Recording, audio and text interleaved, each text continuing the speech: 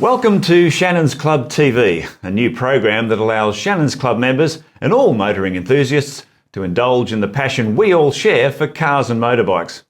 Shannons Club members would know that my colleague Joe Kenwright and I have been very busy writing numerous feature stories exclusive to the Shannons Club website that delve into the rich history of Australian cars from two angles, on the road and in competition. This unique mix of road and track histories has proven so popular with our members that we've decided to shift things up a gear and, as you can see, create our own clubhouse here.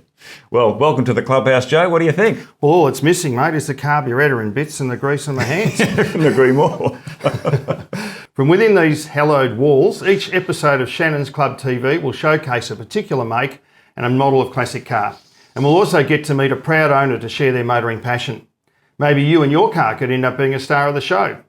We'll also delve into our feature cars' road and race histories and get some expert advice from the Shannons auction team on current values and what to look out for. So what better way to get things moving on Shannons Club TV than to take a close-up look at the legendary Mini Cooper S. It's hard to believe that the Mini became one of Australia's biggest sellers within a year of its 1961 local release. No one anticipated that such a tiny car would sell so well. Australians used to joke that you could lose a Mini in local potholes. Local content rules forced BMC Australia to build an Australian Mini by 1965. Called the Mini Deluxe, it looked like a Mini Cooper. It also shared its better seats, remote gear shift and a detuned Cooper engine. It was also the world's first Mini with wind-up windows and featured the Morris 1100's revolutionary float-on fluid suspension, all for under $1,700. The Cooper S was first rushed into local showrooms in September 1965 as an interim standalone model for Bathurst. These cars featured the twin fuel tanks and oil cooler several months ahead of the British models.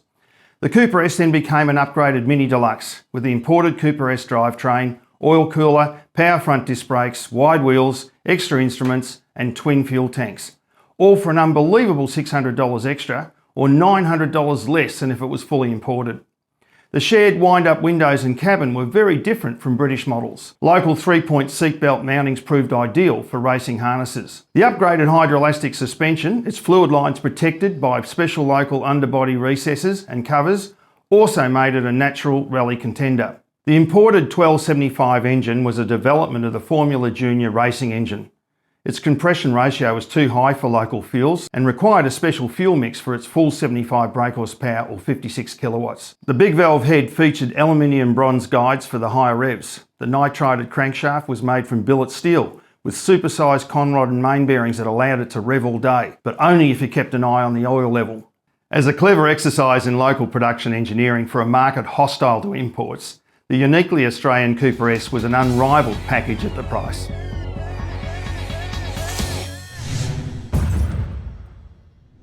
Well, without doubt, the crowning competition success for the Mini Cooper S in Australia was its outright victory in the Gallagher 500 at Bathurst in 1966.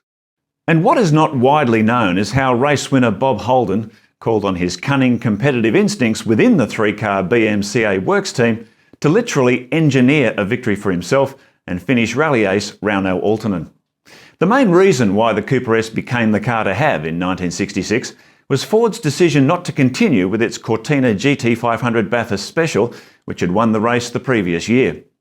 The locally produced version of BMC's front-wheel drive Pocket Rocket was a terrific performance package, blessed with an athletic power-to-weight ratio and astonishing levels of handling and braking. Not surprising then that of the 53 cars that started the great race that year, more than half the field were Minis, with 17 of those being the hot Cooper S.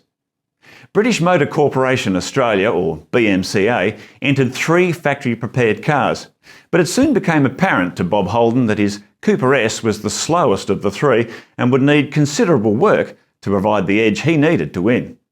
So, with the help of a team of mechanics, Holden arranged to take the car to his own workshop in Sydney without his teammates' knowledge and worked on it throughout the night. The car was completely stripped down and rebuilt with full blueprinting and balancing of every rotating component.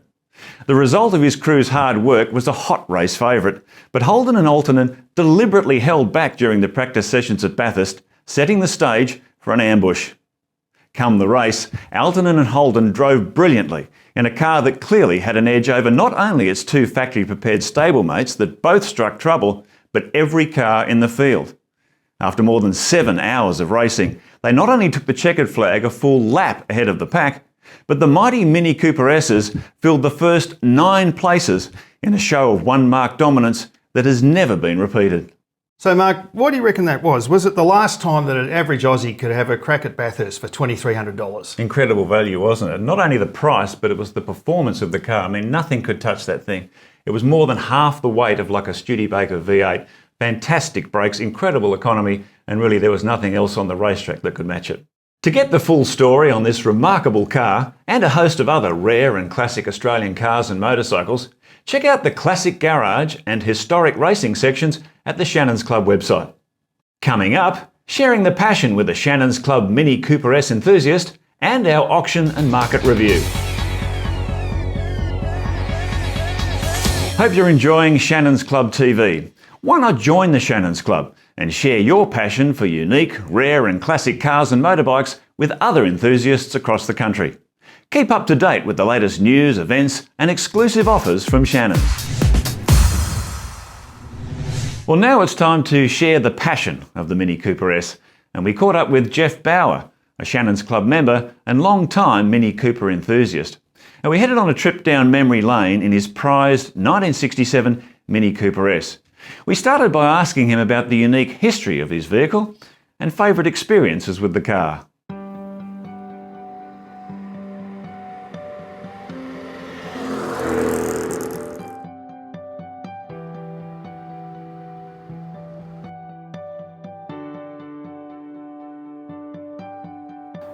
My name's Jeff and this is my Mark 1 1967 Mini Cooper S.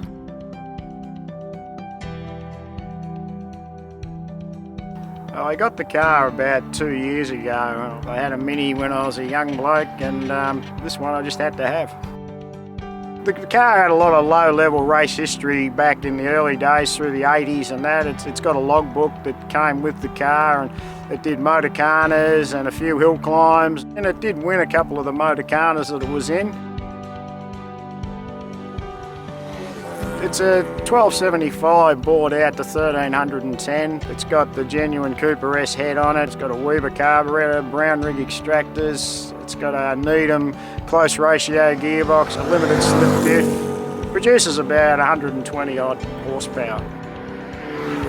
I've been with Shannons now about 10 years. They insure everything that I've got. The difference with Shannons is that they understand the car sport. Their aim is to please, and I've got no complaints about them at all. They've been terrific to me. One of the favourite memories I've got with the car is one day I thought I'll just take it around the block, about 10 minutes the maximum, just to warm it up, get all the oils going in it, and I ended up driving out through Lilydale and Coldstream and up through Yarra Glen. I ended up in Yea, which is about 2 hours away from where I intended to go, and I just had a smile on my face the whole way. I just didn't want to stop driving. It was just a real fun day. Stopped there, had a cup of tea and sort of turned around and I thought I'd better go home. I was only going to be 10 minutes. I'd been nearly 3 hours at this stage, so yeah, I went home reluctantly.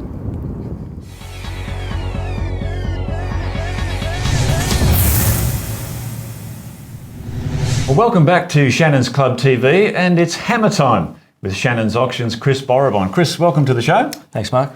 Hi Chris. Hi, Joe. We've seen Cooper S values stay firm for a long time, but we're noticing that the basic minis are starting to creep up in value. What's happening? Yeah, look, through the auction scene, we have seen the 850, the Deluxe and the K model climb up in value. They've probably doubled in value in the last 10 years, and that's a good thing. So what's driving the interest in the basic Mini again? What's happening there? Such an iconic car, and I think people remember it from either its race days or seeing it out on the road with their grandfather or their father had one. Chris, in terms of buyer desirability, do they want the Australian Mini Cooper S over the imported one? We are seeing more of a tendency for the Australian-built cars. I think Australians have always been like that. They've preferred the Australian-delivered cars, the history, and so we are seeing, through our showrooms in Australia and obviously on the phones, we are seeing more inquiries come through for good Australian-delivered Minis. And of course, it wouldn't have hurt that the New South Wales Police used Cooper S as a highway car. No, they've proven quite popular over the years. We've had a couple of ex-police cars come through the auctions, and they've been fairly hotly pursued. Well, thanks for joining us at Shannons Club TV, Chris. Pleasure. And just a reminder, you can get all the latest auction information at the Shannons Club website. If you want a lasting memory of the Mini's historic 1966 Bathurst 500 win, AutoPix is offering this fabulous piece of framed memorabilia, featuring an image of each of the Minis that filled the first 9 places that year. Each piece has been personally signed by race winner Bob Holden, and it comes with its own certificate of authenticity, so make sure you check it out at Australia's home of photographic motorsport history, autopix.com.au. Well, Joe, looking back at the Cooper S, I mean, it's something of an Australian supercar, really, isn't it? Well, I'd go further than that. I'd say it's one of Australia's first muscle cars. It was a popular family runabout. They stuck a big engine in it, and it was very successful. Yeah, I mean, a big engine in a small car, I guess that defines the muscle car in any context. Well, in an Australian context, we operated on a smaller scale in the US, and I think in the Australian context, it definitely was. Brilliant car. Well, we trust you've enjoyed our quick blast down memory lane with the immortal Mini Cooper S, and we look forward to your company next time on Shannons Club TV. Bye for now.